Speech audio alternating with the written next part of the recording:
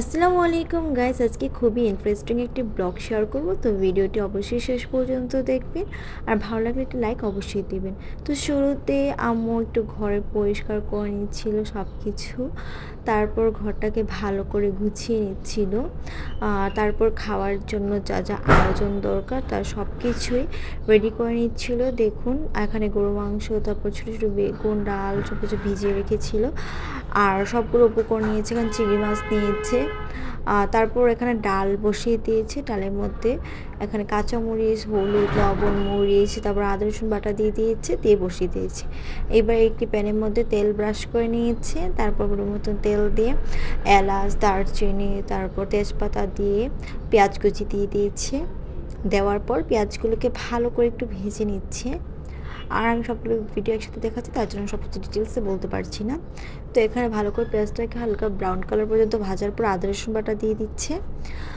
তারপর এখানে 2 চামচ আদা রসুন বাটা দিয়েছি, 2 চামচ আদা বাটা এবং 2 চামচ রসুন বাটা দেওয়ার পর মশলাটাকে ভালো করে একটু নেড়ে দিচ্ছে। এখন বাকি মশলাগুলো দিয়ে দিচ্ছি। স্বাদ মতো লবণ দিয়ে দিল, হলুদ দিয়ে দিল 1 চামচ, 2 চামচ মরিচ গুঁড়ো দিয়ে দিয়েছে, 1 চামচ জিরের গুঁড়ো, 1 চামচ ধনিয়ার গুঁড়ো দিয়ে ভালো করে মশলাটাকে কষিয়ে নেবে।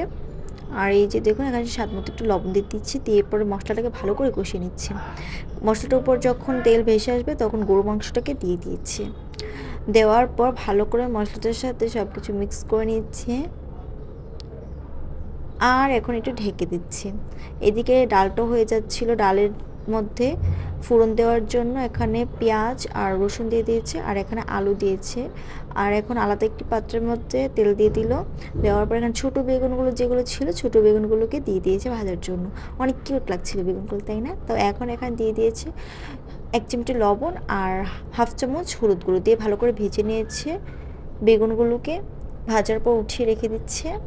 এবার ওই তেলের মধ্যে পরিমাণ মতো পেঁয়াজ কুচি দিয়ে দিয়েছি, তারপর চিংড়ি মাছগুলোকে দিয়ে দিয়েছি। এবার চিংড়ি মাছ আর পেঁয়াজটাকে ভেজে নিচ্ছে। দেখুন চিংড়ি মাছ আর পেঁয়াজটা ব্রাউন কালার হয়ে গেছে। এবার এখানে আদা রসুন বাটা দিয়ে দিয়েছে। দেওয়ার পর আবার একটু মিক্স করে নিচ্ছি।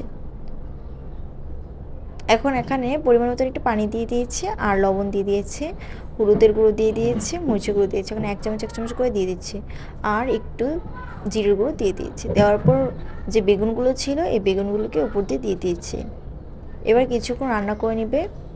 আর ঝোলের জন্য পরিমাণ মতো একটু পানি একসাথে দিয়ে দিয়েছে। আর এদিক দিয়ে গরু মাংসটা হয়ে যাচ্ছিল সিদ্ধ। দেখুন একদম বুনো বুনো হয়ে গেছে।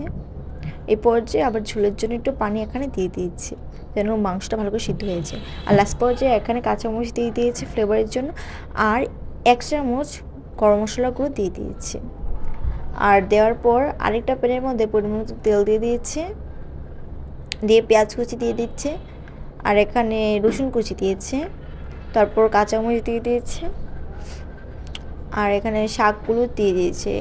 এইটা শাক রান্না করছিল। তারপর এখানে একটু লবণ দিয়ে দিয়েছিল।